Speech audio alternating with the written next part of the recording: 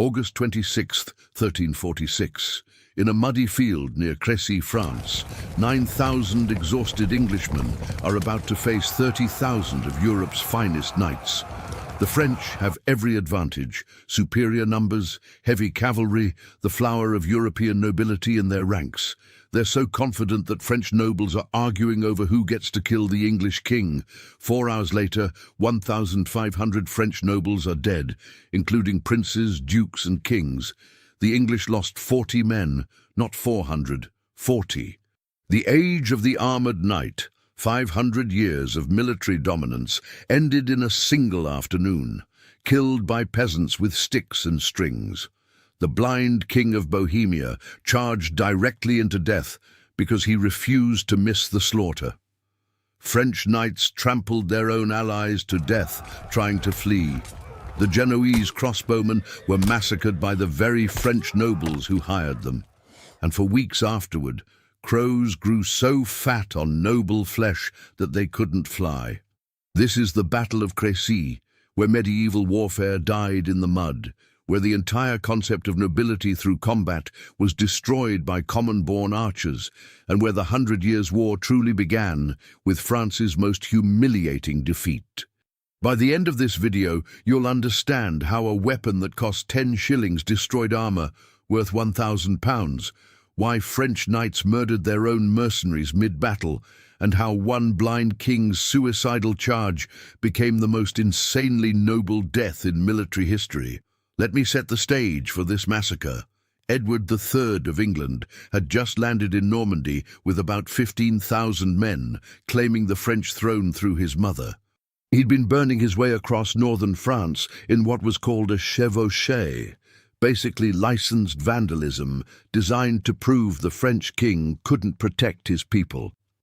The English had just looted Caen and were trying to escape to English-held Calais when the French army finally caught them. Philip VI of France had assembled the largest army in Christendom. We're talking 30,000 to 35,000 men, including 12,000 heavy cavalry, knights in full plate armor on armored horses. These weren't just soldiers. This was every important noble in France, plus allied kings and princes from across Europe. The Holy Roman Empire sent troops. The King of Bohemia came with his entire court. Majorca sent knights.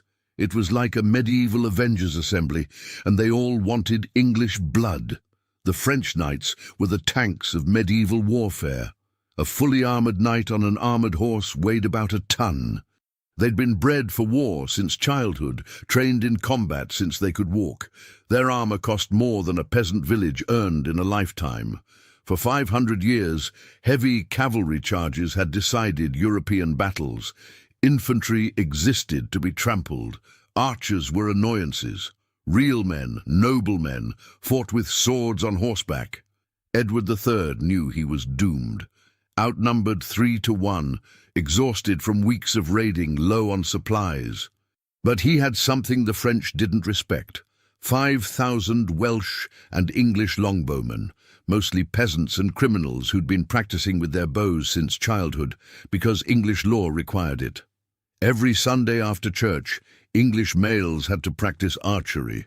It was literally illegal to play other sports if you could be practicing with a bow. The longbow was a simple weapon, a 6-foot piece of yew wood, nothing fancy. But in trained hands it was devastating. These archers could put 12 arrows per minute into a target at 250 yards. That's an arrow every 5 seconds, accurately, at the distance of 2.5 football fields. The draw weight was so heavy, 150 to 180 pounds, that archaeologists can identify longbow archers by their deformed skeletons. Their left arms were inches longer than their right, from years of holding that massive draw weight. Edward positioned his army on a hill near Crécy, forcing the French to attack uphill. He arranged his men in 3 divisions with the archers, forming a V-shape between them, creating overlapping fields of fire. Then he did something that shocked both armies. He had his knights dismount and fight on foot. English nobles fighting like common infantry. It was unprecedented, but Edward understood something the French didn't. The age of the mounted knight was ending. Edward's decision to dismount his knights sent shockwaves through his own ranks. These men had trained their whole lives for the thunder of the charge, their war horses worth more than gold. To step down and fight like peasants was an insult to centuries of tradition. But Edward forced the issue, reminding them that survival mattered more than pride. And slowly, knights in polished plate began trudging into the mud beside archers in wool hoods, a sight no one in Christendom had seen before. The English camp was eerily calm the night before the battle. Archers prepared their yew-bows, rubbing beeswax into their strings to keep them dry. Stakes were hammered into the earth, and ditches were dug by torchlight. Chroniclers say that Edward even had meat and ale distributed, so his men slept with full stomachs, while the French army staggered hungry into camp after their forced march. Every detail screamed discipline versus arrogance. The English also prepared the battlefield. They dug ditches and holes in front of their position to break up cavalry charges. They drove sharpened stakes into the ground at angles to impale horses. They turned the terrain into a killing field while the French were still marching. And then they waited. Meanwhile, on the French side, it was chaos disguised as pageantry. Nobles rode past each other in gleaming armor, banners snapping in the wind, each one more resplendent than the last. Dukes and counts squabbled openly about who would have the honor of leading the charge, or of capturing Edward alive for ransom. Some bragged they would bring the English king back in chains before nightfall.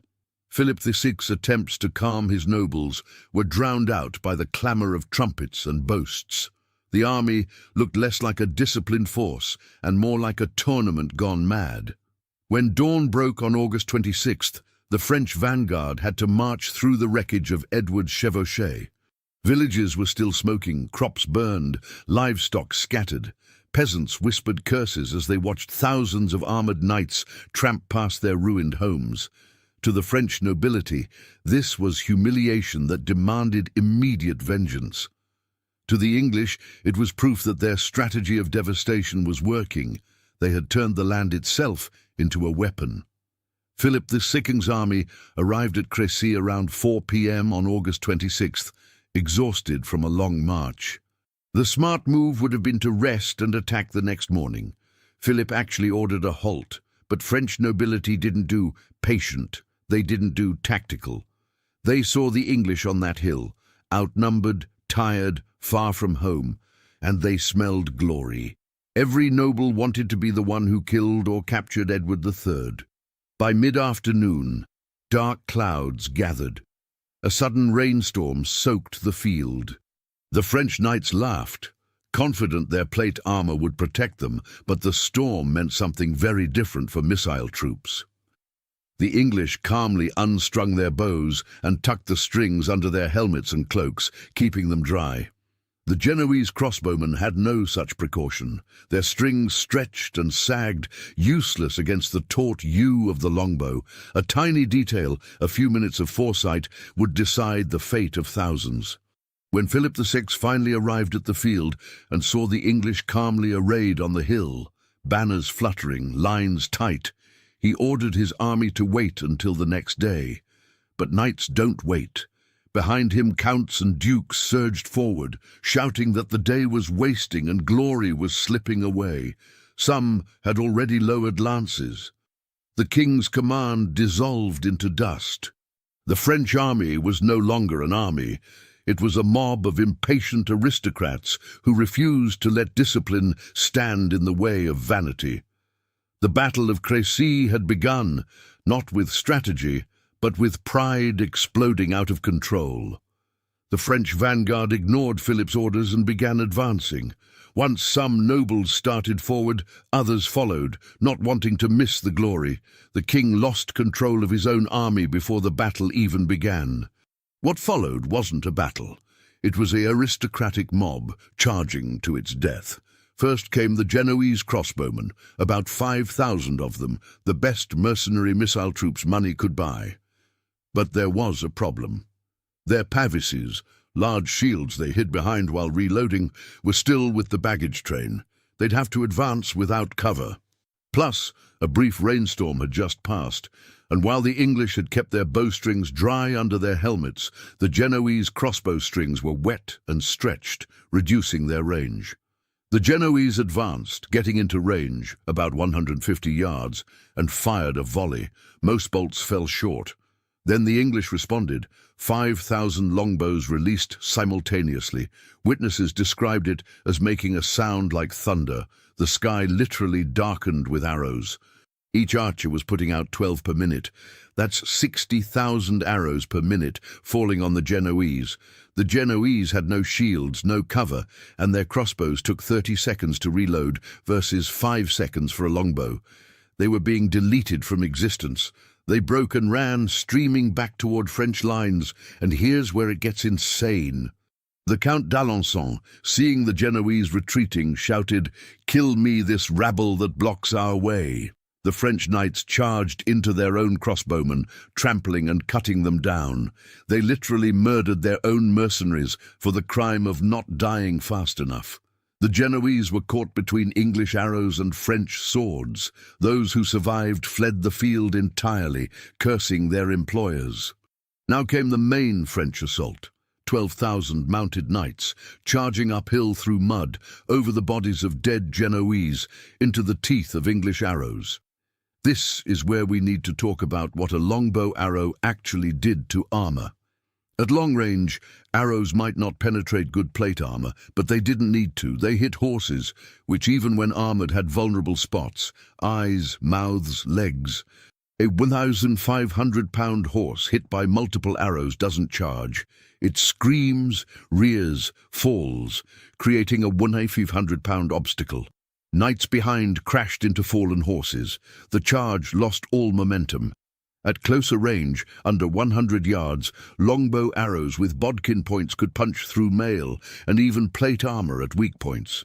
They went through visors into faces, through joints into armpits, through mail into thighs. But even non-penetrating hits were devastating. The impact of an arrow hitting plate armor was like being hit with a hammer. Multiple hits rattled knights inside their armor like dice in a cup. The French came in waves, each one climbing over the dead of the previous charge. The English archers had pre-supplied arrows stuck in the ground in front of them for quick access. They kept up continuous fire. Contemporary accounts describe arrows falling like snow, so thick that charging knights couldn't see through them. But it wasn't just arrows. The battlefield Edward had prepared now showed its worth. Horses hit the hidden ditches and broke legs. Knights crashed into sharpened stakes. The mud from the earlier rain turned into a slippery hell.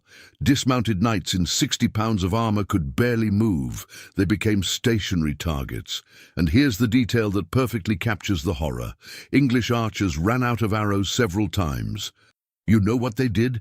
They ran forward into the field, pulled arrows out of dead and dying French knights, and fired them back.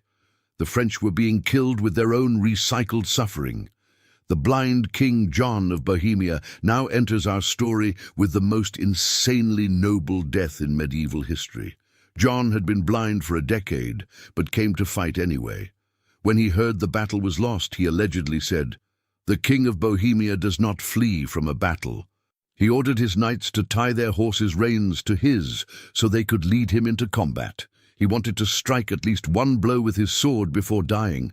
This blind, 50-year-old king charged directly into the English lines, swinging his sword at sounds and shadows. He and all his attached knights were killed immediately. When they found his body, he was still tied to his dead companions, his blind eyes open, his sword in his hand. He'd achieved his wish. He'd struck an enemy before dying. Edward III's son, the Black Prince, was so moved by this display of courage that he took John's personal emblem, ostrich feathers with the motto Ich dien, I serve, which remains the symbol of the Prince of Wales today. As the sun set, the French had charged 16 times, 16 separate waves of nobility throwing themselves into the meat grinder. Each charge was less organized than the last. French nobles were literally fighting each other to get to the front, to have their chance at glory, only to die in the mud like all the others. Philip VI himself charged with the final wave. His horse was killed under him. An arrow went through his jaw. His personal guard had to physically drag him from the field as he tried to return to the battle. The sacred oriflamme, the battle banner of France that supposedly guaranteed victory, was abandoned in the mud. As darkness fell, the English couldn't believe they'd won. They stayed in position all night, killing any wounded French who moved. They'd run out of arrows multiple times and had resorted to using knives, hammers and stakes to finish off dismounted knights. English peasant archers were literally beating French nobles to death with sticks. When dawn came on August 27th, the scale of the slaughter became clear. The cream of French nobility lay dead in the mud. The Count of Flanders, the Count of Blois, the Duke of Lorraine, the Count of Auxerre, the Count of Sancerre. The list went on and on. 150 nobles dead, 11 princes, thousands of lesser knights. The Genoese who hadn't fled were all dead, many killed by their own employers. The English losses? About 40 dead, including only 2 knights. 1 English knight versus 750 French nobles. The disparity was so extreme that contemporary chroniclers didn't believe it. Some claimed divine intervention. But the reality was simpler. The longbow had made heavy cavalry obsolete in a single afternoon. But here's the truly devastating part. It wasn't just the deaths, it was who died. Medieval warfare usually involved capturing nobles for ransom. It was a gentleman's agreement. You didn't kill people worth money. But at Crécy, the English archers, common men with no understanding of or care for chivalric codes, simply killed everyone.